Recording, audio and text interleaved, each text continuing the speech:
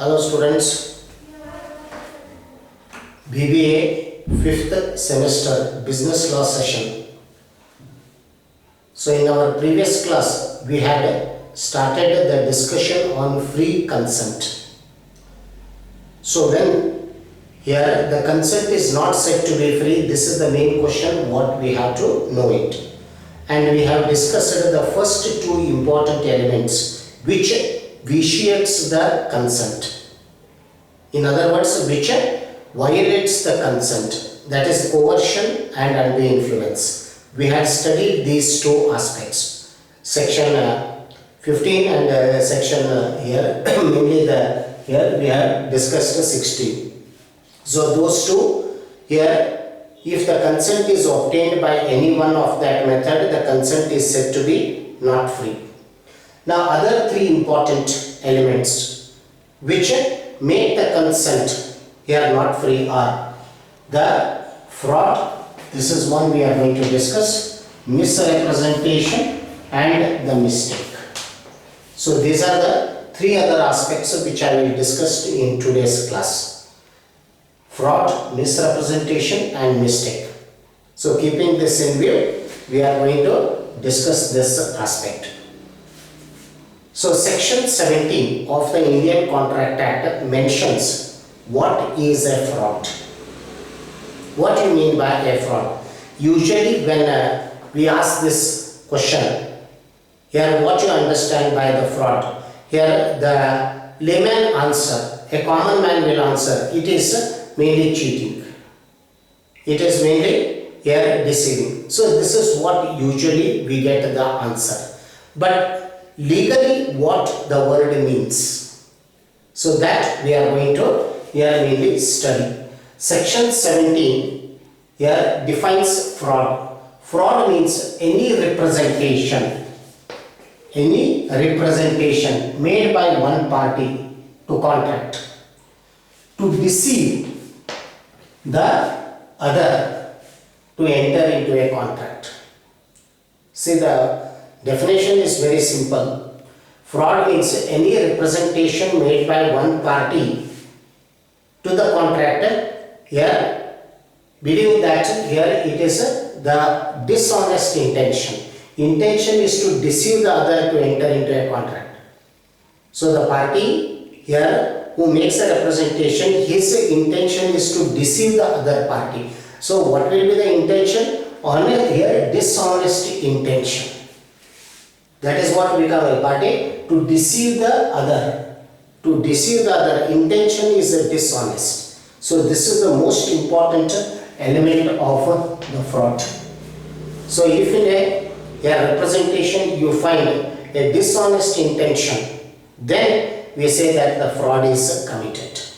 So what are the elements? If you analyze the definition, we get representation made is false. The person who is making the representation knows that it is false. He knows that he is making a false representation. So that is what here. But what is his intention? To deceive the other. To deceive the other is his intention. So he makes a false representation. He knows that it is an untrue statement. What he is saying is untrue. He believes that it is untrue there. And concealment of the fact, and if there is a concealment, even not only making a false representation, even if you conceal means to hide, to keep secret.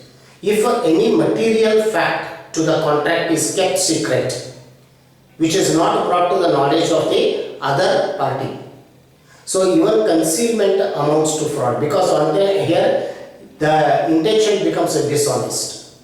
So for example, if in goods that one person wants to sell, there are certain defects, he must tell those defects, what are the defects to the other. So if there are any major here defects in the goods, he must mainly convey that here. So that will be an honest representation. But what is the intention here? To deceive. So he conceals that here the fact. He conceals that the fact of the defect in the goods. He knows that if he gives out that what is the defect, the other person will not purchase. So what he does is he conceals it. He keeps it secret. So that here concealment of the fact. And also if you find promise made without intention to perform. If any person here makes a promise to another without any intention to perform, that is also fraud. So fraud is not only here making a false representation, it is also concealment of the fact, promise made without intention to perform it. And the law says any such act to deceive can be included here. Any such act to deceive here can be included here in the fraud. So what are the elements you have to see? These are the elements what we find. And the intention of the party making the representation is dishonest. That is here to deceive. Dishonest intention. Dishonest intention it is. So where there is a dishonest intention, here the party intends to deceive the other to enter into a contract. Here it may take any shape. It may be a false representation. He makes the other party to enter into a contract, or he conceals, hides some important facts of the case. Here mainly the facts of the agreement, which are very essential, mainly to the contract. So in that circumstances, concealment of such facts is also a fraud. And a promise that is made without any intention to perform it is also here a fraud there. And the law is very flexible here, and it says that any such act to deceive, where there is dishonest intention to deceive, here that can be included as a fraud. So these are the elements what we come across from this definition. So fraud here is a dishonest intention. That is most important in the fraud. And here the example you can give here, any offer, taking the example, any false representation made, any false representation made to enter into a contract. The other party believes here the representation enters into a contract and he sustains the loss. So like this, concealment, a promise made without any intention to perform. Such here mainly the things are included in as the fraud there. Right? And the second point you have to see that intention is also dishonest. Dishonest intention is there. So in such a circumstances, if the consent is obtained by committing fraud, the consent is obtained here, then again the contract is said to be voidable in nature. The person who is the victim to the fraud, who has been deceived here by the other party, so that person whom we call it as an aggrieved party, he is an aggrieved party who is a victim to that here the dishonest intention, he is deceived there. That is an aggrieved party. He has the option either to rescind the contract or to enforce the contract. So what we say, the contract becomes voidable in nature. The contract becomes voidable in nature, that is enforceable at the option of one party but not the other party. And who is the one party who can enforce? He is the aggrieved party, not the defaulter or one who has here committed the fraud. He cannot enforce it. It is at the option of the aggrieved party it can be enforced. So this is another thing to be remembered, another element which where the consent, if the fraud is committed and is obtained, then it is a fraud. Then it is not a free consent. The free consent is not there. Then we say that the contract becomes voidable in nature. That is one thing. Section 18 mentions misrepresentation. Another important here, the element where the consent is not said to be free if the parties are under the misrepresentation. We find that the consent obtained is not free there. The misrepresentation. So what is misrepresentation? If you look at the fraud and misrepresentation, you have the same thing. So almost they are similar to each other, but there is only one important element here different. Only one important difference is there. What it says? means any false representation made believing it to be true and no intention to deceive the other. See, what we had here is in the fraud that the person making the representation knows that he is making a false representation. Dishonest intention is there. But in misrepresentation, he is making a false statement but believes it to be true. He believes it to be true. That is, here his intention is not to deceive the other. His intention is not to deceive the other. So in these circumstances, we can say that the consent is obtained by misrepresentation. The consent has been obtained by misrepresentation. That is, here the intention is honest. The honest intention is there, the person who makes the representation. The honest intention is there, but what we find, it goes wrong. It becomes false. Here the consent obtained by such misrepresentation is not mainly a free consent. So we say that the consent is obtained by misrepresentation. There is one example I will give you. A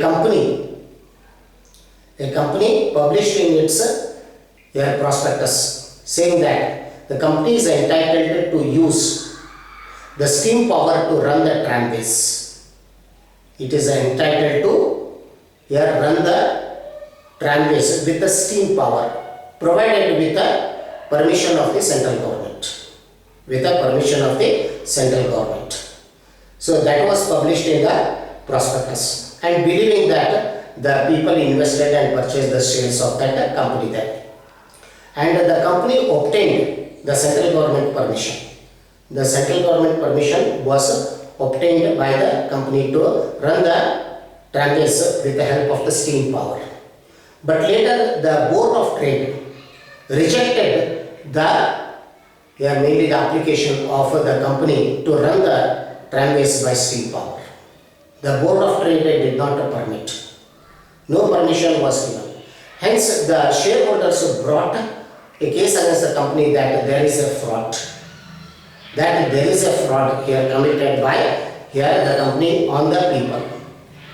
But the court said that it is not a fraud because the intention of the company was not to deceive the public at large.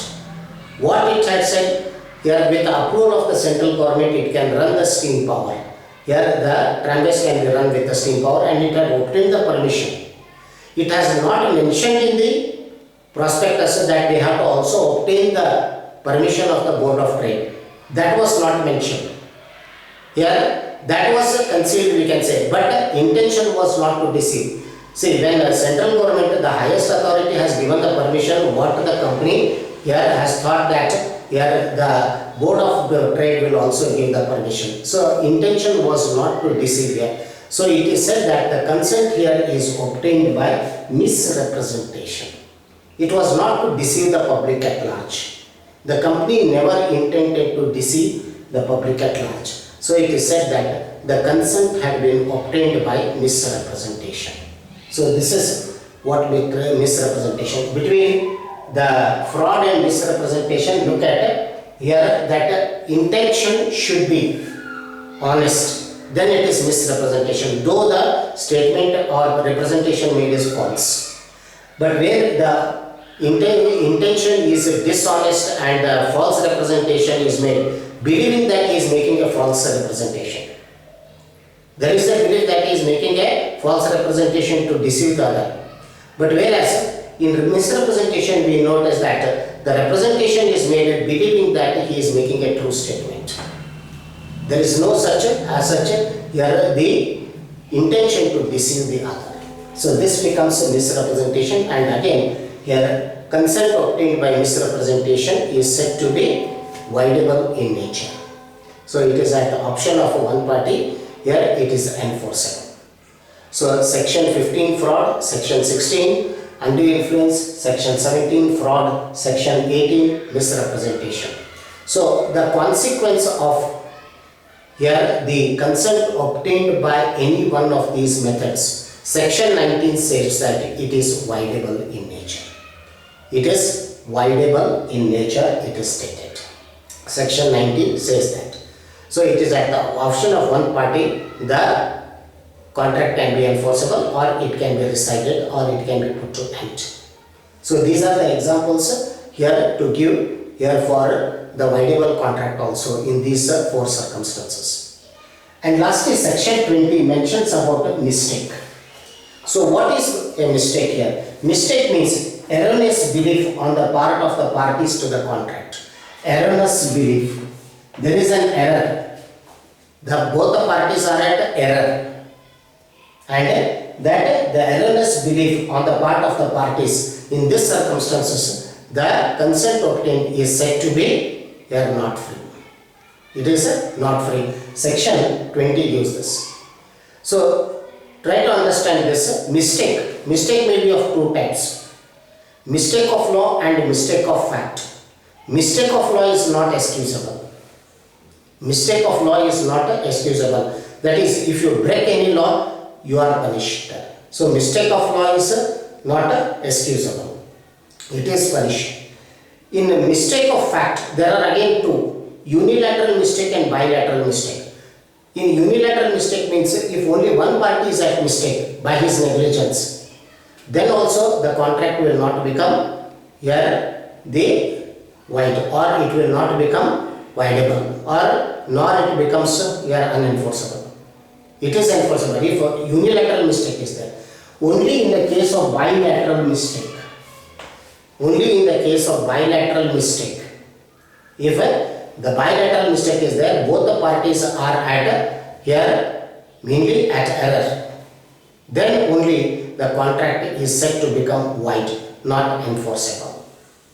So it is not enforceable, we say. For example, A and B enter into a contract. Here A agrees to deliver the goods which are from London to Bombay on voyage in a ship, and B agrees to pay the amount on taking the delivery at Bombay. So both the contract has been made here, but both, when the contract is being made, both are not knowing that because of a storm that ship has been destroyed. So both are at error here. It is an erroneous belief. They are not aware of the destruction of the ship there. So here what we say, the contract becomes void.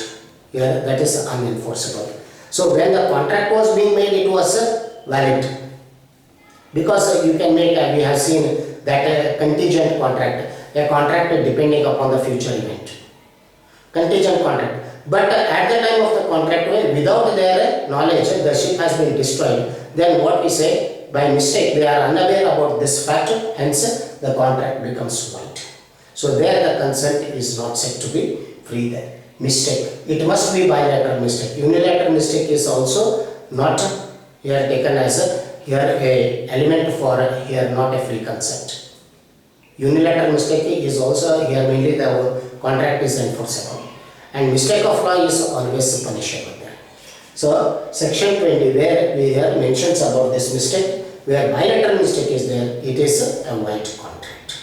So thus we see here the consent. Here in a contract, there must be consent of the parties. Here consent of the parties means both the parties must agree on the same thing at the same time. Identity of the minds must be there. Here the consent must be a free consent, and the consent is not said to be free if it is obtained by coercion, undue influence, fraud, misrepresentation and mistake. And what is the consequence? If the consent is obtained by coercion, undue influence, misrepresentation and fraud, the contract is voidable in nature. It is enforceable at the option of the one party, that is aggrieved party. And in mistake, if it is a bilateral mistake, the contract becomes void there. So this is here mainly relating to one of the another important element of the contract, that is free consent. So these are all very important elements here for making the contract a valid contract and an enforceable contract there. And later we have another two important elements, that is the legal object and the agreements here disqualified by law itself. The agreements have been declared void by the law itself. You cannot make them as a subject matter. So in our next class, we are going to discuss about these here, mainly the two other aspects.